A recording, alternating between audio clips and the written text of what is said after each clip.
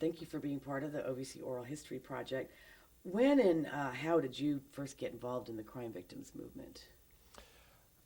In the 1970s, I was researching and teaching at the University of Toronto in Canada, and I just finished a book on the ineffectiveness of the prison parole system in Canada, and decided to do a project looking at why people were sent to prison in the first place, and got funding to do a fairly large-scale set of interviews with the general public and with victims of crime in Toronto to understand what they wanted from the justice system, and it looked a lot at the impact of crime on them. And that's how I really came across victims, doing in-depth interviews about what they experienced as the result of crime and what they wanted in terms of prevention and protection, and what they wanted from the justice system, which was more than anything else reparation and some way of stopping this happening. And that led me to a NATO-funded meeting that Emilio Viano, now of American University, organized in Bellagio, which is in an incredibly beautiful spot in northern Italy. And he brought together about 50 people who were from all over the world, who were interested for various reasons in victims. And I chaired the group on surveys of victims, quantitative research, trying to look at victimization surveys, trying to look at the impact of crime on victims, trying to just measure things to do with victims. So there was our group, including the major stuff on violence against women, the stuff on sexual assault, all those sorts of surveys. And there we were talking in our room about these surveys and how more of them could be done in the future and how they could be made more relevant. And in the next door room were people from the Transition House, sexual assault movement, and some of the first victim assistance centers in the United States. And in another room were people talking about victimology. I actually didn't understand what they were talking about. Benjamin Mendelsohn, who's often seen as the father of victimology, he was there. And I actually ended up translating for him from French. He was Romanian, and French was the only language that he had in common with anybody there. So I translated for him, and I really did not understand what he was saying. But that brought together a network, a personal network that has grown from there on, and many of those people went to the Boston Victimology Conference in '76, and which I didn't. I was supposed to go to and then didn't. And then in '79, the International Victimology Movement held a major meeting in Munster in Germany. Dr. Marlene Young gave two papers at that. Connie Noblette was there. And again, I was chairing one of the, I think it was to do with compensation and reparation, and also giving papers primarily about prevention. And I was asked by them to come to the NOVA conference in Philadelphia, and was then asked to join the board of NOVA. And those next 6 years were a double track, I would describe it. So I was on the NOVA board, which was for me, an incredibly exciting experience. These very high energy people from the United States who were bringing their own revolution to happen, and incredibly friendly, and a series really of pioneers fighting together. And I learned about victim assistance and victim rights, and that has been marked the rest of my life. But that also, I was, I guess, envious of this movement in the United States, this movement towards victim rights in particular, which was a kind of obvious thing academically, but these people actually engaged in it. And I remember some of the meetings that were held in the Hill, talking about coming up with a series of rights, what was later going to become the constitutional amendment movement. Now, that was also the time when, in '82, at the Tokyo Victimology Conference, International Victimology Conference, where Dr. Marlene Young also gave two major papers,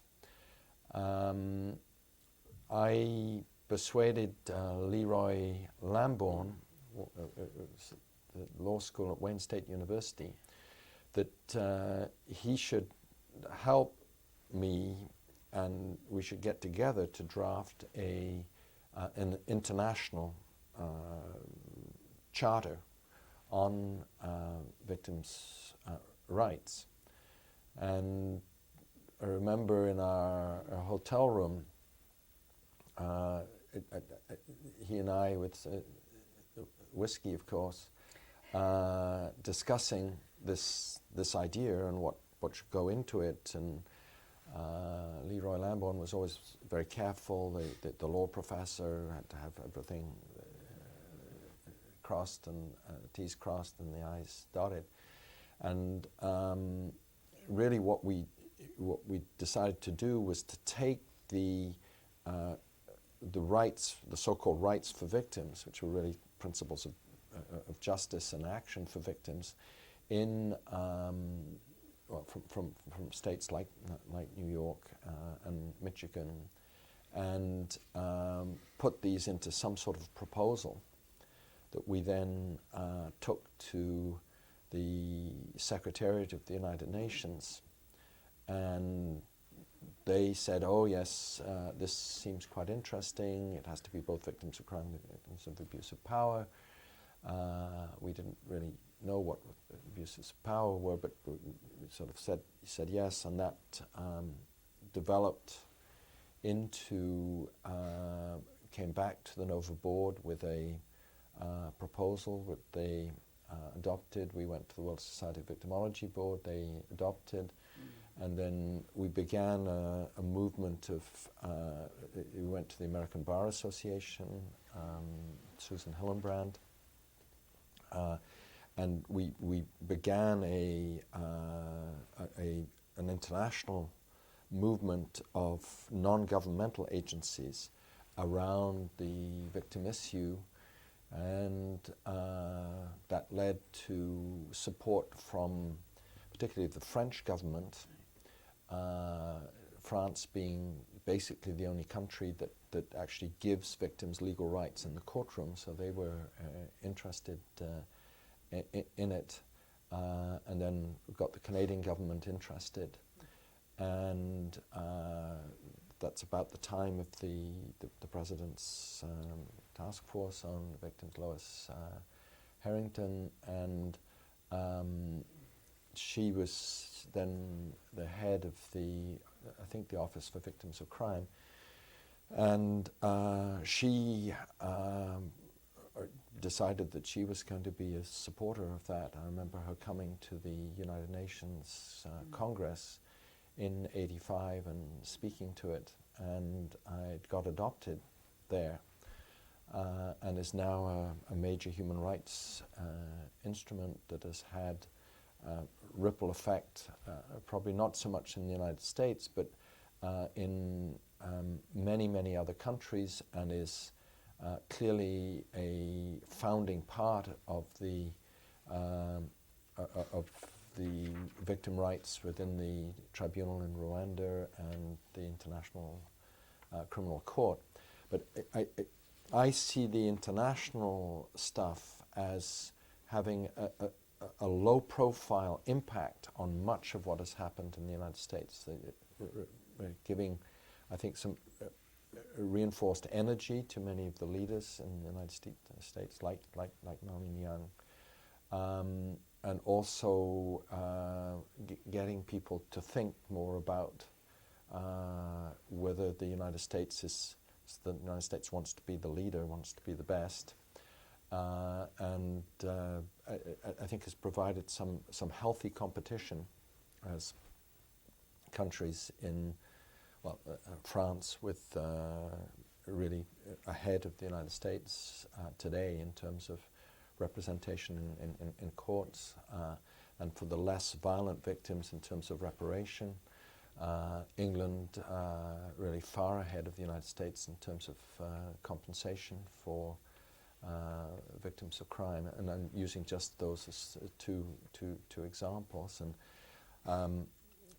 the United States hasn't, has rescinded its signature of the International Criminal Court, but I think as that moves ahead, we're suddenly going to see not just the International Criminal Court, but many other countries adopting a court system where victims have not only support, assistance, information, and protection, but also have standing and reparation and an ability to defend their interests. That's great. When you first got involved in the field, Irv, can you describe to someone who obviously, someone who was not there, what it was like for victims, but also the context of the eras, which would be the 70s for you, and how that affected what you were trying to do? Well, I think you really have to go back to the presidential commissions in the United States in the 60s. The three presidential commissions that followed the assassinations of John Kennedy and Robert Kennedy and Martin Luther King. And the Katzenbach Commission was the first of those, and that's where the first national crime victimization surveys were invented, and that, in my view, was really the discovery in a systematic way of the victim, because before that we used sort of police and court data and the victim wasn't visible, but in those surveys, which were really designed to come up with a better measure of crime and the costs of crime, they were finding out the numbers of victims, which were staggering numbers of victims, and they were able to show the impact, at least in cost terms, in those days. And they showed the extent to which victims didn't have confidence in the police and the court system because they weren't reporting. They suddenly showed what in these large-scale surveys, the relatively low proportion of people who were reporting to the police, which is, if anything, has gradually got worse since then. So those were very, very important. And the Katzenbach Commission, I think, was also important because they said we've got to find a way of getting more victims to report and cooperate with this justice system as witnesses. That, combined with the creation of LEAA in the late 60s, with these mammoth amounts of money going into really recreating law enforcement and prisons. A lot of that money was going into just bringing the United States up to modern standards in terms of knowing how many people there were in prisons. And in those days, the United States didn't know how many people there were in local jails. Something that basically every other country did. But they, that commission said we've got to worry about how we get people to report. And they gave the information about who these folk were. And then LEAA was looking around for ways to get more victims to the court on time. And that's where this money went out for these projects, the initial projects, the Victim Service Agency in New York City and other projects in Arizona, and these were exciting, really exciting people involved with NOVA at the time, and those were the people by the time at the end of the 70s. They were old hands. So the Victim Service Agency in New York City had already demonstrated that it could save millions and millions of dollars. I recall figures of $6 to $7 million in police overtime, because they were helping victims who were going to be witnesses in a court turn up and be welcomed. And I remember the stuff from Arizona, which was a lot about mediation. Trying to bring a sort of precursor of restorative justice, bringing people together, the victims and offenders, to talk about offences. Those were also the period, we're talking the 70s now, where the first programs, police programs, which had social workers or to respond to domestics, to battered wife cases. And there were a series of these, I forget exactly how many LEAA funded, but there were 7 or 8, and they were as much about getting the justice system to work correctly. So, you know, how do we get more of these? They weren't really victim interested, they were justice interested. You know, we're prosecutors, we're police officers, we've got to get more victims there. So that was some of it. But when they started doing those, they discovered that victims were hadn't just lost the property that was stolen, weren't just physically injured, but were also traumatized. So the trauma began to come up. They also discovered the hardship that people suffered when cooperating with the police and the courts, the so-called secondary victimization.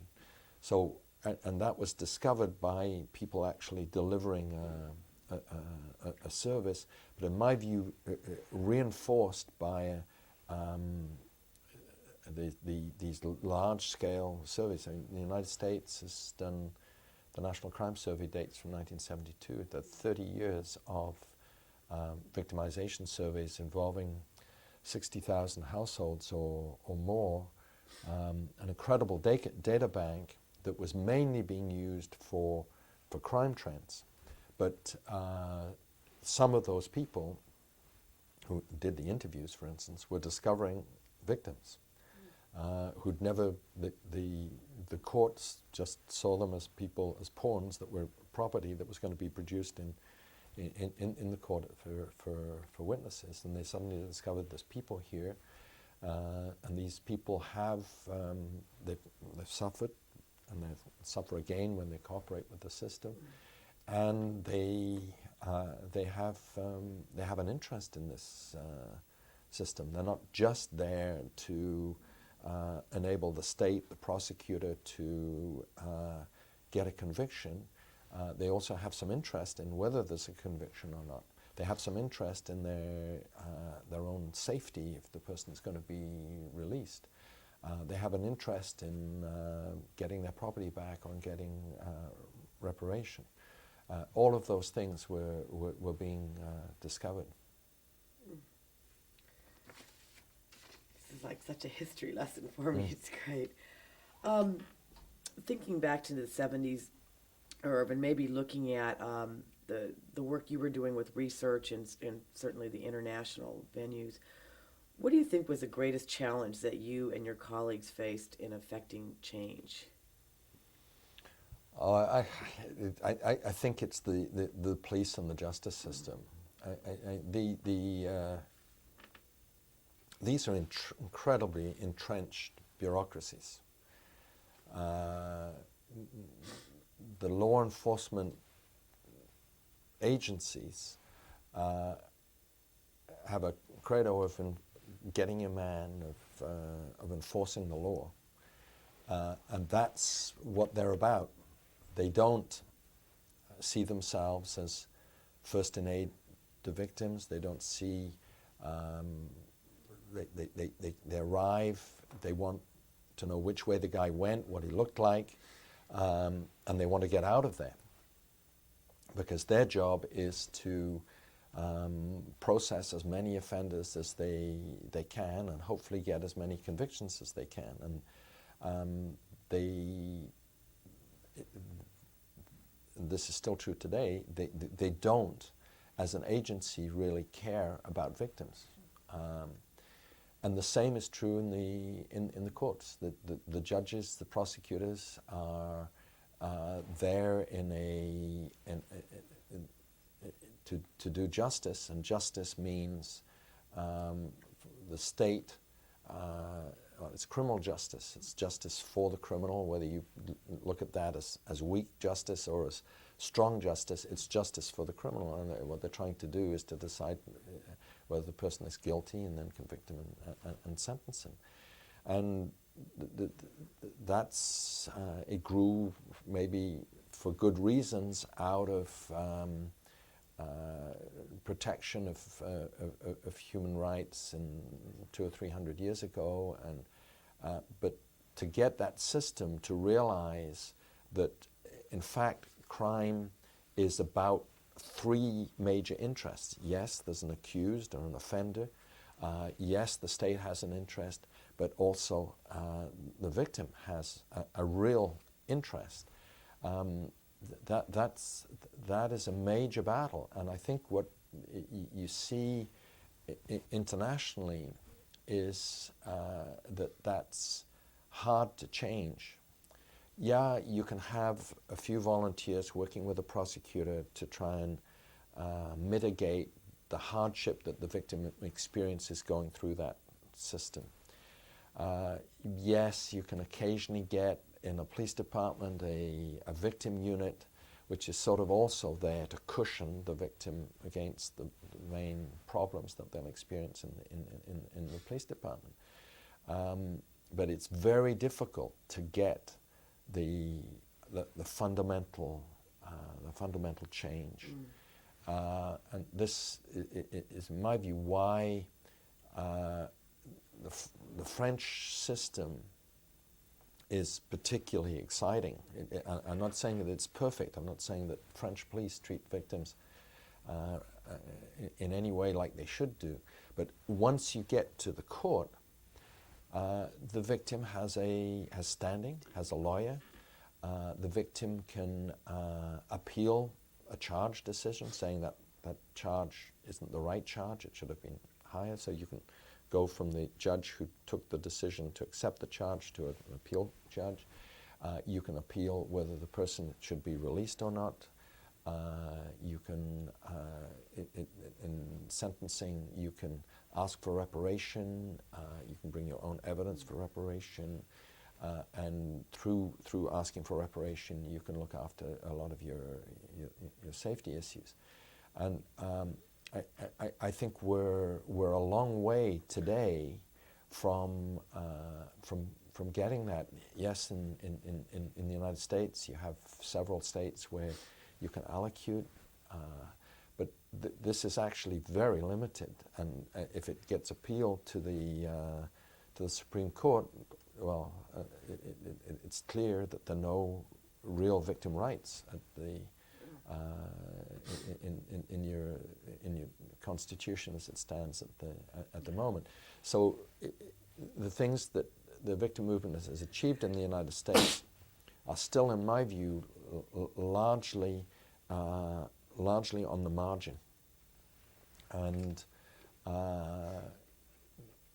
30 years ago, it was clear that one had to get the police to realize that victims were their privileged client, and that we had to get the courts to realize that victims were a party to that process. And I think we've still got a long way to go. I think the International Criminal Court is incredibly exciting for the world victim movement, because for the first time we have legislation and rules, and they will set up a victim witness unit which will bring this stuff to life, which will be part of that process, that really says the victim is part of that process. Could you explain to people watching or reading this what the internet, what kind of cases you're talking about? Okay, the International Criminal Court is a particular set of very extreme circumstances. So these are basically the genocides, the war crimes. You're looking at situations where a government in power at the time has massacred a whole series of people for whatever reason, because they were the wrong race or the wrong political views or something like that. It means large numbers of women who were raped multiple times, and one can go on from there. But it's actually 4 categories of offences. But what the International Criminal Court means is that those victims can go to a body who will listen to them, and if that body, the prosecutor for that body, prosecutor's office, decides that this actually happened, or that it's possible to prove that this happened, then a case will be started with investigation that would look somewhat like an investigation in the United States in a normal crime or murder or whatever, except that there are multiple numbers. But the major difference between the procedure in a murder trial or a multi-murder trial or the Oklahoma bombing, for instance, or the World Trade Center incidents, the main difference is that victims have standing. So victims will not just be used as witnesses. There will be support provided, victim assistance. That's the more American term for it. So there will be people who are there to support the person through the process, a friend or advocate for the victim. But in addition to that, the victims have a right to a lawyer, and to participation, and to claim reparation. And that, in my view, is an incredible success for the international victim movement, and very much inspired by what has gone on in the United States in the last 30 years, and I think inspired by the presidential task force, by its appendix talking about an amendment to your constitution, but I think also the substantive content of the presidential task force talking about what should happen for victims. I think there's sections of the statute on the International Criminal Court that have been inspired by the OVC system, which for me is this incredible way of being able to raise money from offenders, from rich offenders. The VOCA fund. The VOCA fund. The International Criminal Court has a trust fund, which is very similar. So the Saddam Husseins of this world, if a case was brought, his funds can be seized and put into this fund. I'm sure it won't be easy, but they could be.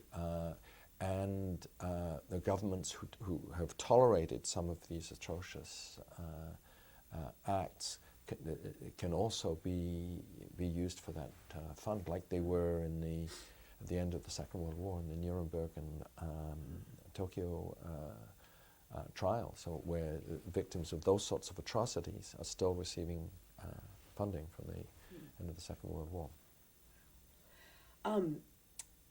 Again, looking at the context of the international work you've done, have there been any failures that you can articulate? Well, I think the failure is the failure that we have not succeeded in mainstreaming the victim issue as yet. I think it's a failure in not achieving it by 2003. It's not.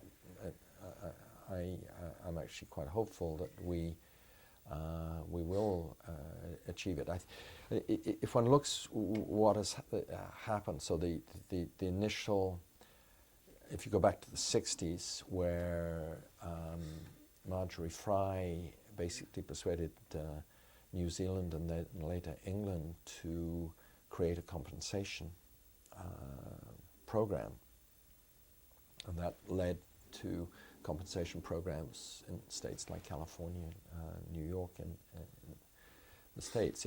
So the first recognition, these were token payments. And you look at how today in England a victim could receive over and above their medical expenses, because in England medical health care is provided universally. A victim can receive as much as $1 million. I mean, that's getting to be real compensation. If you look at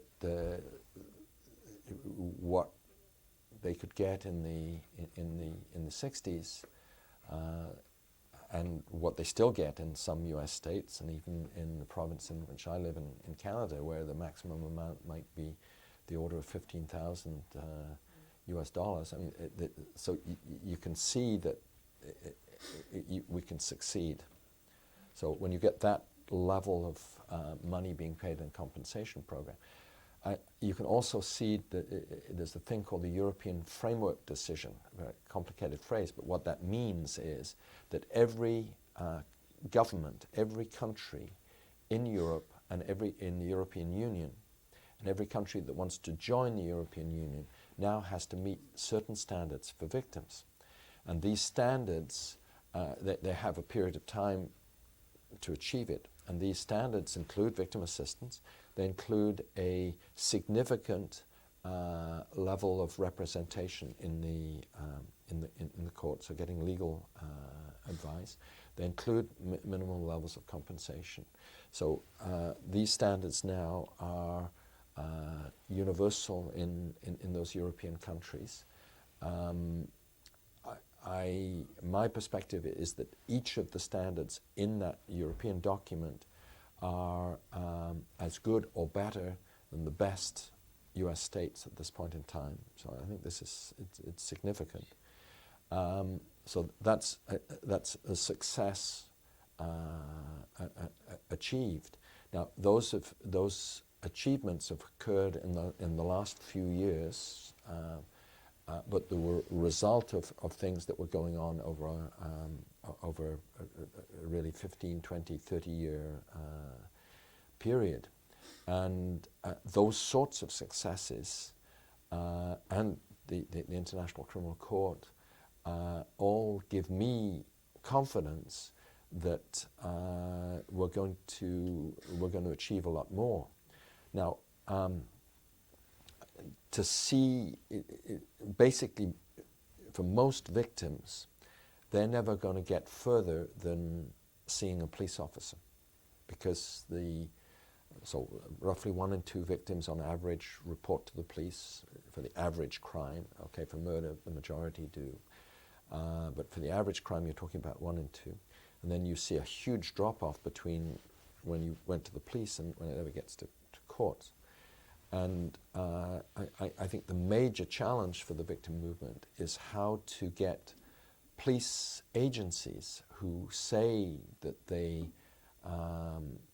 that they're supportive of victims to change their way of working, so that they do in fact become first in aid for victims, that they do in fact have sufficient time to listen to the victim, not just about the particulars you need to know whether an offense was committed, that they're able to orient victims to services that exist in the community, to inform them of compensation, to tell them about the services. Now, that doesn't sound revolutionary in the United States when so many states already have some statement like that in their state constitutional amendment. But this is not happening in practice. There's no remedy for in most instances for the victim who doesn't get that sort of service. So, the International Association of Chiefs of Police has, from 1983, it adopted a series of guidelines about how victims should be treated that include the discretion for a victim to have a female officer in sexual assault cases, if it was possible. Maybe not in all rural areas, but in all cities it should be possible. Well, those are those principles are great. The implementation is a long way, and this is not just training. This is police agencies really deciding that this has to be the way that they're going to do business, and that yes, they're involved in law enforcement, but they're involved in law enforcement and respect for the interests of victims. And it's not a huge cost. It's a question of how you get them to build that into the procedures when the officer responds to a 911 call and arrives at the house or the apartment. The balance that officer has to give between the enforcement aspects and being reasonable to the victim. It's a question of ensuring that there is some unit in police departments. And I'm not just talking about volunteers. I'm talking at a very senior level in the chief's office, right by the the chief's office, some sort of unit that will be there to, when the victim does not get the consideration they should do, that the victim can call that office and get action. And this is going to require changes in police acts, or those that govern operation of policing. It's going to require police chiefs who decide that this is a priority in not just small police departments, but the big police departments.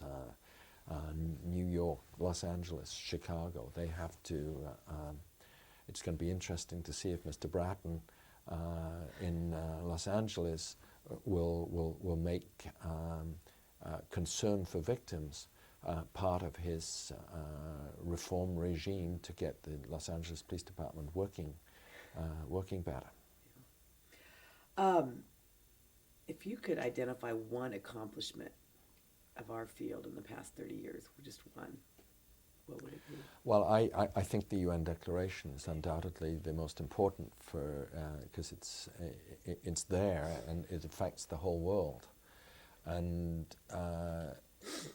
it has a ripple effect on the United States because it enables people to say, well, there is an international instrument that recognizes that victims are harmed and need support and rights. It's very clear about information for victims.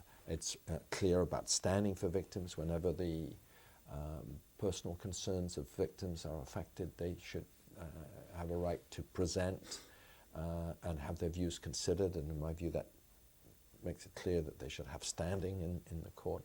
It's clear on compensation from the state. It's clear on restitution.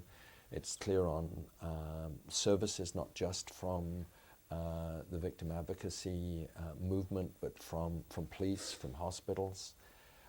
It talks very explicitly about guidelines.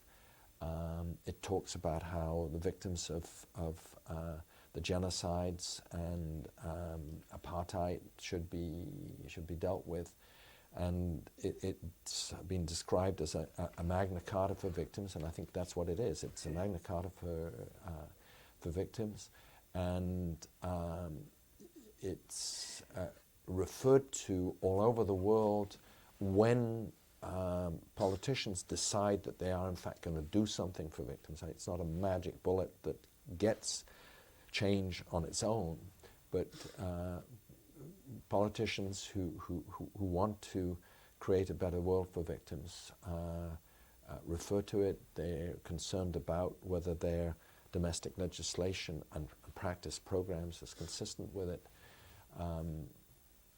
And it has led to, well, the International Criminal Court, which I've mentioned, and the two previous courts, the one on Yugoslavia and Rwanda.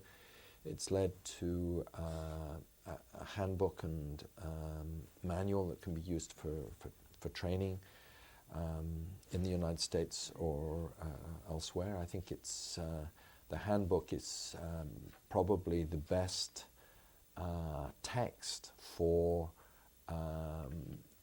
training that exists. It's not the only document that should be used, and that was, of course, a major part developed by Marlene Young and people associated with NOVA, developed with funding from the Office for Victims of Crime when Eileen Adams was the head of the Office for Victims of Crime, and it was a joint project of the two most unlikely partners that you could think of, the Dutch government, which allows marijuana, prostitution's legal, and it has made one for a long time was deliberately reducing the number of people incarcerated, and the United States with increasing the number of cops, increasing the number of people incarcerated, very retributive system. And these two countries came together around the victim stuff to produce this handbook, which, well, I use in teaching courses in Canada because there aren't other texts yet.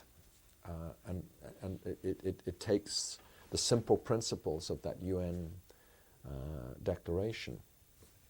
I think the UN Declaration is also important because it balances. It's the first time that the governments of the world, including the United States, who was very active on Lois Harrington and the Department of Justice were very active in pushing it to get it adopted.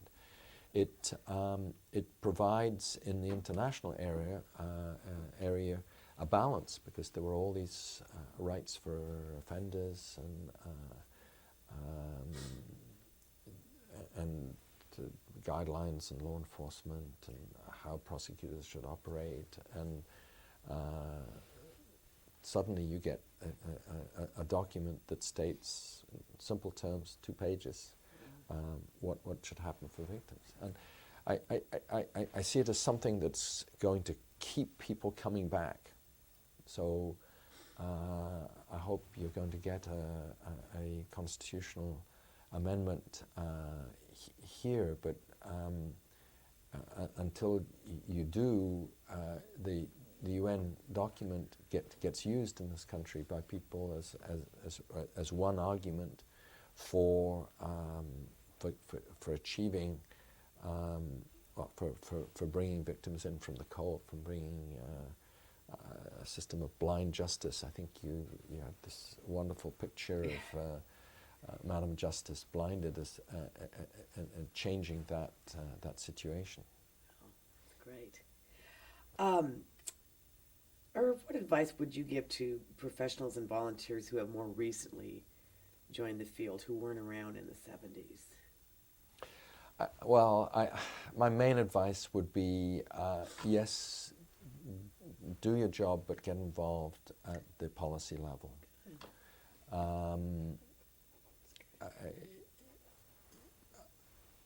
There has to be system change. One has to, I said it earlier, the rights and interests of victims have to be mainstreamed. We have to do justice to the support and protection of victims. And yes, the individuals who you help, if you're coming into this movement, as a victim advocate or a sexual assault crisis center or in a court or in a parole hearing or whatever it is, it's fantastic that you're going to devote time and energy. I hope somebody's going to pay you for doing that. But you have to look also for policy change. And policy change would include the constitutional amendment, but it would include, you don't have to wait for that, it would include changes in legislation at the state level, and particularly to ensure that if you have some,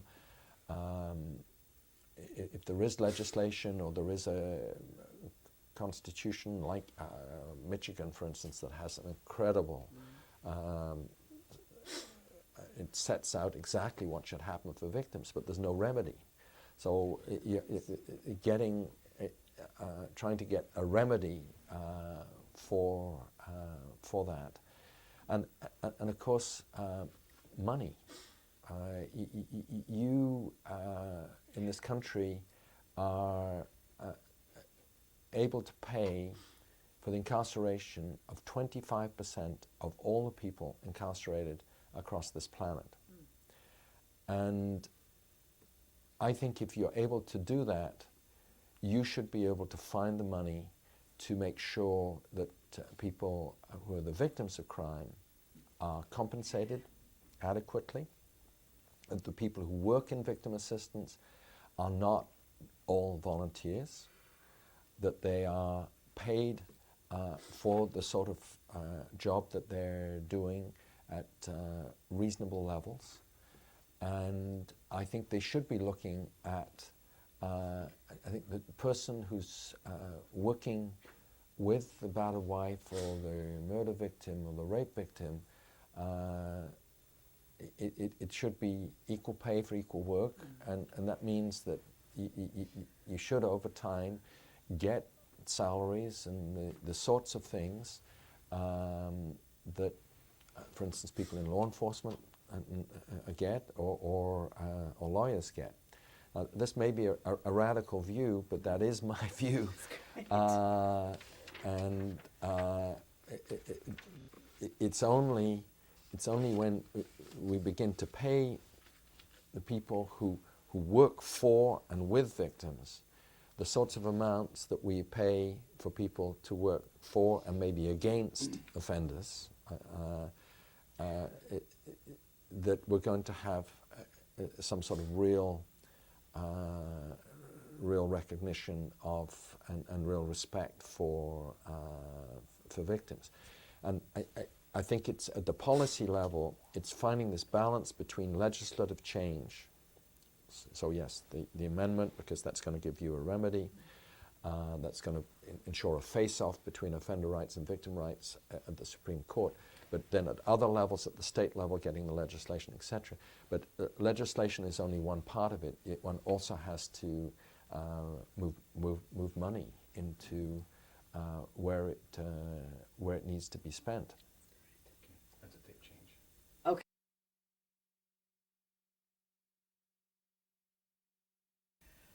Everyone's favorite question, Irv. What vision do you have for the future of this field? A vision for the future. Well, I would like to see this movement combine two basic objectives, to face two basic challenges. The first challenge we've talked about a lot, and that is basically ensuring that we're doing justice to the support and protection of victims. And that means, well, like the OVC follow-up report on the presidential task force, which really it talks about mainstreaming victim issues into policing and into what prosecutors and judges do, and into other areas like what happens in hospitals. But as vital as that challenge is the challenge to reduce victimization. And in the last 10 years in the United States, you've seen some reduction in levels of crime, but you're still, on average, the rates of victimization in this country are 2 to 3 times what they were in the 60s. That's when the presidential commissions sounded an alarm about crime and violence in the United States. So in the last 10 years, there have been some very exciting reductions of crime in major cities, not just New York, but Boston, Fort Worth, Los Angeles, Washington, where they reduced the number of police officers, New York, where they increased the number of police officers.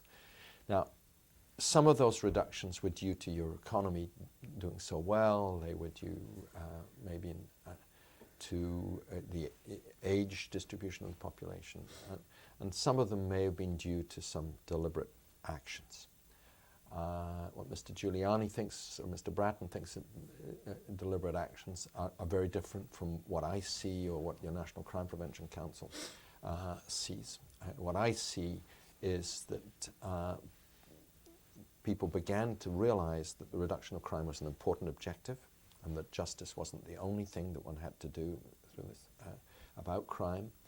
And so they began to focus on how they could get policing to be more crime reduction oriented and not just enforcement oriented. And they also looked at how they could bring in the groups that work with young people, and how they could help victims avoid repeat victimization, particularly in property offenses, because that's where success can happen. Now, I think the victim movement in the United States has to fight for policies that work, for policies that reduce the murder rates sustainably and keep them coming down, for policies that reduce the levels of sexual assault, that reduce the number of people killed by criminal actions on the road, and that reduce the property crimes that affect so many people, the burglaries, the car thefts, and reduce assaults. Now, the exciting thing is that the UN has just adopted a document on prevention of crime, of which the essential elements in that document are that we have an international knowledge base of how to do it. And most of that knowledge comes from the United States, from experiments that have been done here, from research that has been done here, the research from the victimization surveys about the sorts of factors that put people more at risk, these massive surveys of young people showing the experiences, the negative life experiences, often victimization as young kids, that occurred before their involvement in persistent offending. The projects that have shown that if you keep young people at risk, you can get them to complete school. If you do stuff about bullying, Columbine, if you do stuff about bullying in schools, you can reduce victimization, and you can reduce it for kids in schools, and you can reduce violence on those kids go on to the next stages. And there are other examples. The state of Washington, its Public Policy Institute, actually has a league table that shows you which things work to reduce crime and which things are cost effective. And the unfortunate reality is that the United States, like many other Western nations, has been investing in the wrong things and not investing in the things that work. The British government with Blair has taken some of these things that have worked on a very small scale in the United States and spread them across the country. So they now have legislation that makes every city responsible for crime reduction. And that means every city has to bring schools, housing, social services, the victim support people. They have to get together. They have to do a diagnosis using American-invented victimization survey, using American-invented longitudinal surveys, using American-invented mapping techniques. They have to understand where the crime problems are, what caused them, and they have to look at how they can intervene. Strategic law enforcement, invented by Boston police working with Harvard as Operation Ceasefire, how you actually target the difficult, persistent offenders. Looking at how you can go into the neighborhoods where young males are dropping out of school and getting involved in gangs and getting involved. So how you can work with those young people, not particularly through law enforcement, but you can threaten them with law enforcement, but providing options, incentives for them to go to school. American-invented programs that were researched here, quantum opportunities. Working in burglary reduction programs pioneered by LEAA in Seattle in the 1970s, replicated in England. The British thought they invented it, but it's exactly what you invented in the 1970s, which got a 50% reduction in burglaries. So doing those sorts of programs. And I think this has to become part of the victim movement. I'm not sure whether crusade is the appropriate term, but part of the victim movement's efforts. And a priority within this envelope of crime reduction, of crime prevention, of making it a target for the United States to have the lowest crime rates of the G7 countries, to have lower crime rates than England or France. And we're talking primarily lower violent crime rates, because that's where you're so much worse than other countries, but also property crime. So to engage, to put your incredible energy, your incredible resources, and the knowledge that you've actually already accumulated into that, I think is a very important thing for the victim movement to say. We're speaking on behalf of victims. We want less victimization, and we want our country to have the lowest rates of victimization in the world. We want to use our skills to make that happen. And I think I would almost like to see, as part of your constitutional amendment, a right to protection.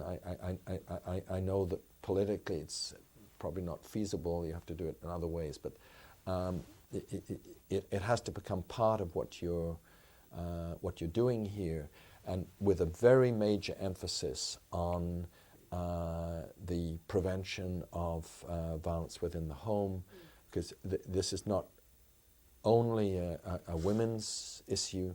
This is ultimately everybody's issue, because if you can reduce violence in the home, both wife battering and child abuse, this will be the single most important factor in draining the swamp of street and other violence.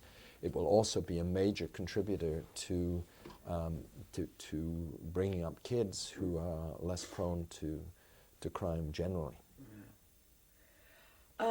Is there anything else I didn't ask you about, Irv, that you want to add to our conversation? I think I just want to come back just briefly to the international area. You asked me about what people can do who are starting in this movement.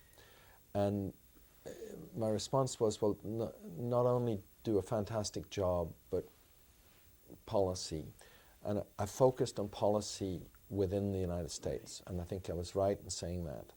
But you are the world's most powerful nation at this point in time. I have no idea whether China will overtake you or what will happen, but at the moment you're the world's most powerful nation. You're the world's richest nation. You've got the most knowledge, the most skills, the most a whole bunch of wonderful things. And I think it's incredibly important that you share that and continue to share that with other countries. Do we do that enough now? I think you have done it at particular points. Eileen Adams, when she was the head of the Office for Victims of Crime, really took that to heart and started cooperation with the Netherlands and has had an influence on other countries. But I think it's incredibly important for you to take your skills in the victim area and help countries who have even higher levels of violence than you do. Help those countries develop the sorts of services at the policing level and in the courts and in the community and in hospitals that can help those victims. And I think it's also important that you engage internationally in policy change. As a non-American, I find it disturbing when you are so powerful that you're not as involved in the Convention on the Rights of the Child that has many things to do with child abuse, and that you were major contributors to the document, but in terms of action on it, you're not that clear. On the International Criminal Court, I understand some of the concerns, but if the United States engaged with the people trying to develop it, they would influence it, in my view, in the way that they want. But you have to, in Rwanda or in Yugoslavia or wherever it is, you have to find the time and money to use your skills, not just to within the borders of this country, but also outside. Great. That concludes our interview.